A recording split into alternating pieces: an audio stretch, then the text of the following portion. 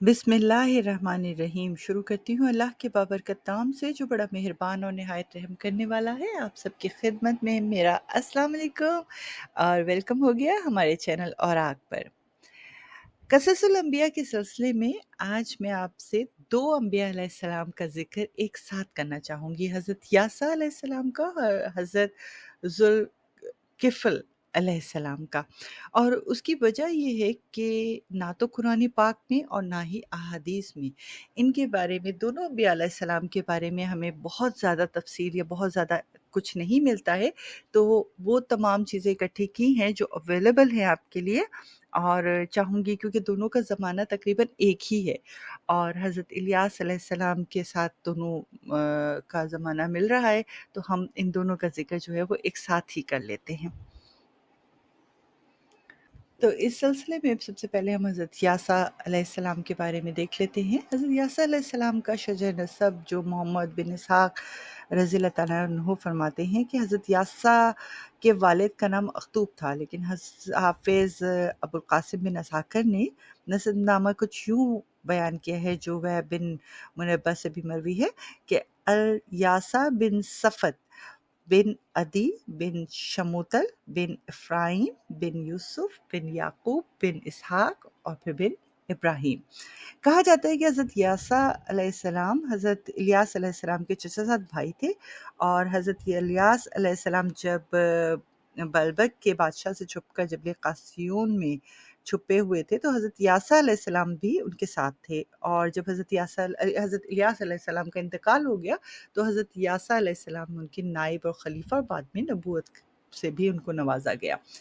और एक और रिवायत भी है कि मिस्र से हिजरत करके जो इसराइली कबाइल जब फ़लस्तीन में आबाद हुए तो उनकी फ़लस्तीन में सल्तनतें कायम हो गई थी। जोग्राफियाई एतबार से फ़लस्तीन 2 अज़ीमुश्शान सल्तनतों में तक़सीम हो गया था, और जनूबी सल्तनत यहूदा की थी और जबकि शुमाली सल्तनत जो है वो इसराइल के नाम से मौसूम हुई, जो कि 220 साल तक कायम रही। और 220 साल में तकरीबन 30 बादशाहों ने हुकूमत की, और अहबाब के दौर में हज़रत यासा रुश्द व हिदायत के लिए मबूस हुए। हज़रत यासा अलैहिस्सलाम की शख्सियत इंतहाई पुरकशिश, बावक़ार, बारूब थी। आला लिबास तन करते थे, कटे हुए बाल संवरे हुए रहते थे और अमूमन हाथ में असा होता था। तबीयत में सादगी और बेनियाज़ी थी और ज़रिया माश उनका खेती बाड़ी था, जबकि दिन भर खेतों में हल चलाते और रात को अल्लाह की इबादत में मशगूल हो जाया करते थे। तौरेत में हज़रत यासा अलैहिस्सलाम का ज़िक्र काफ़ी कसरत से पाया जाता है, उनके मौजज़ात का ज़िक्र है उसमें मौजूद, और जैसा आपने पहले बताया कि हज़रत इलियास अलैहिस्सलाम की विसाल के बाद उन्हें मनसब नबूवत मिला था। रिवायत है कि एक मरतबा हज़रत इलियास अलैहिस्सलाम एक गार में इबादत करने के बाद दमिश्क वापस जा रहे थे कि एक जगह है अपील महलूला, उसके खेत में हज़रत यासा अलैहिस्सलाम को हल चलाते हुए देखा।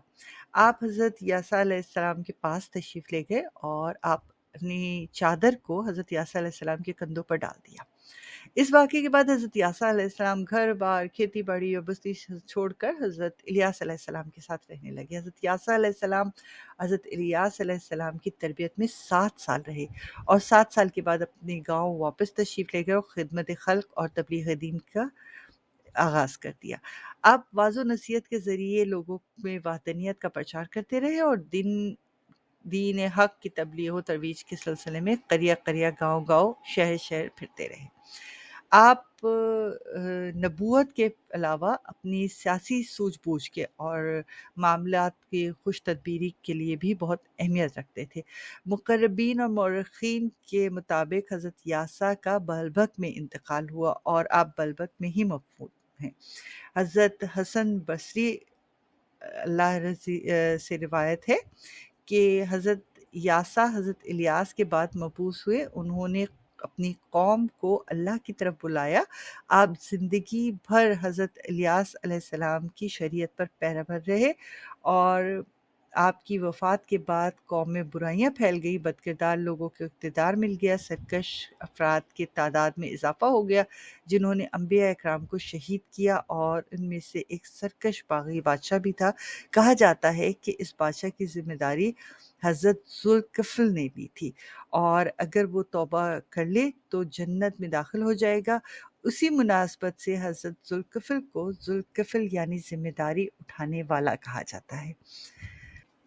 تو چلیے یہاں حضرت ذوالکفل کا ذکر کر لیتے ہیں، لیکن ایک چیز جو خاص طور پہ آپ سے ذکر کرنی ہے کہ یہاں پہ قرآن پاک میں، جیسے میں نے پہلے بھی بتایا، کہ صرف 2 جگہوں پہ ہمیں ذکر نظر آتا ہے حضرت ذوالکفل کا بھی، اور حضرت ذوالکفل کا جو یہ دونوں جگہ کا ذکر ہے یہ حضرت ایوب کے قصے کے بعد فرمایا گیا، اور شاید اسی لیے بہت سارے مفسرین جو ہیں انہوں نے یہ کہا ہے کہ حضرت ایوب کے فرزند تھے، اور ان کا نام بشر لکھا ہے، یعنی بشر بن ایوب، جبکہ ذوالکفل ان کا لقب بتایا گیا۔ حضرت شاہ عبد القادر جیلانی فرماتے ہیں رحمۃ اللہ علیہ کہ ذوالکفل حضرت ایوب علیہ السلام کے بیٹے تھے، تاہم بیشتر مفسرین کے مطابق آپ اللہ کے نبی تھے جو بنی اسرائیل کی طرف مبعوث ہوئے تھے، اور شروع میں حضرت یاسا کے خلیفہ بھی تھے، بعد میں نبوت سے سرفراز ہوئے۔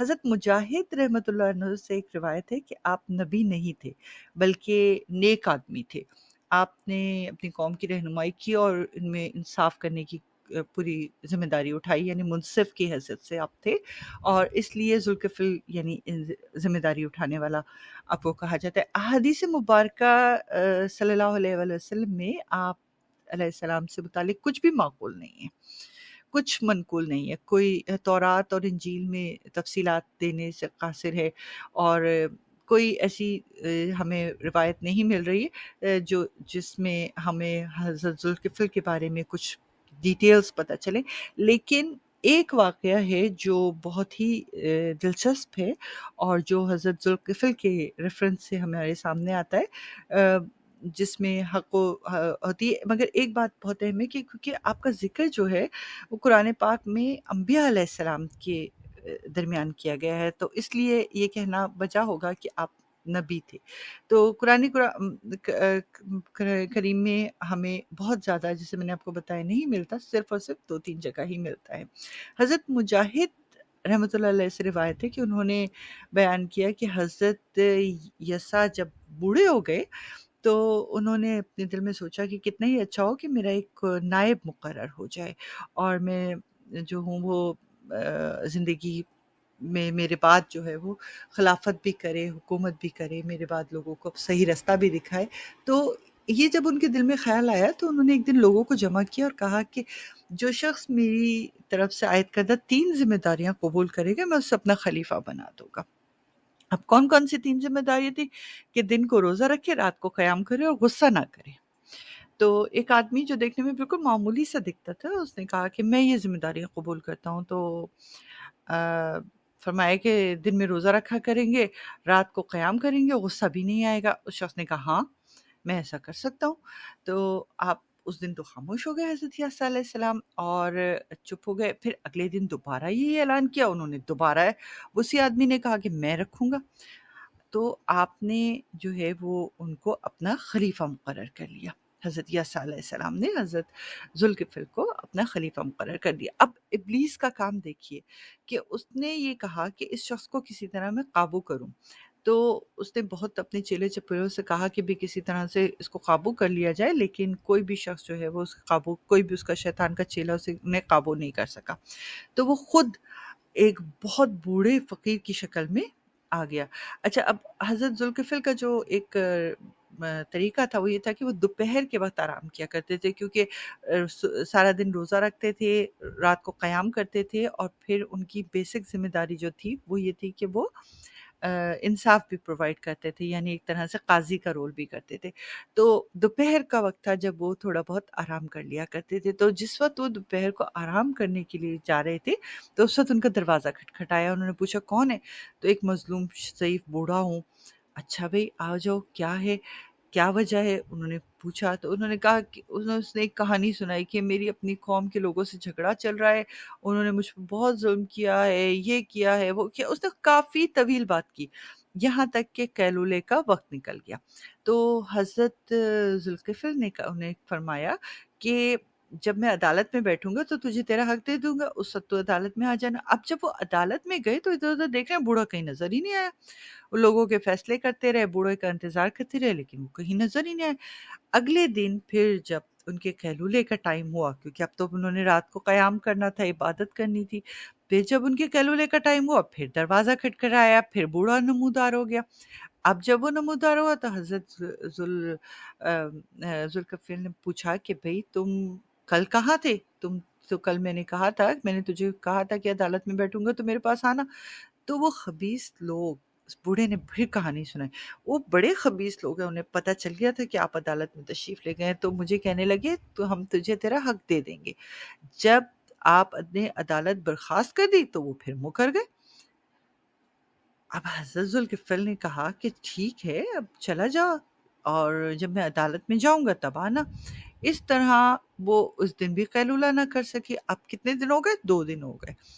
आप अदालत में गए, उसका इंतज़ार करते रहे, फिर वो कहीं नज़र नहीं आया। आपके लिए नींद पर काबू पाना बहुत मुश्किल हो गया, तो आपने क्या किया कि अपने घर वालों से बुलाया और कहा कि मुझे सख्त नींद आ रही है, तुम किसी को भी दरवाजे के करीब नहीं आने देना। अब जब बूढ़ा आया तो लोगों ने, जो उनके मुहाफ़िज़ीन थे या जो लोग थे दरवाजे के ऊपर, उन्होंने उसे रोका। मैंने कहा मैं तो तुम्हें नहीं अंदर जाने दूंगा, क्योंकि हमें तो यही हुक्म हुआ है कि अब हम किसी को भी अंदर नहीं जाने देंगे। तो शैतान ने क्या देखा कि वहाँ पे एक छोटा-सा एक तरह से वो था, रोशनदान था। वो ऊपर चढ़ा और उस रोशनदान से अंदर आके दरवाज़े को अंदर की तरफ से खटखटाना शुरू कर दिया। अब जब हज़रत ज़ुल्कफ़ल की आँख खुली तो उन्होंने दरबान को आवाज़ दी और आवाज़ से नाम लेके कहा कि क्या मैंने तुझे हुक्म नहीं दिया था कि इस शख़्स को दरवाज़े से अंदर नहीं आने देना? इस पर दरबान ने हज़रत ज़ुल्कफ़ल को जवाब दिया कि ये शख़्स मेरी तरफ से नहीं आया, आप ही देखें किधर से आया है। आपने उठकर दरवाज़ा देखा तो वो अंदर की तरफ से बंद था और बिल्कुल उसी तरह जैसे आपने बंद किया था।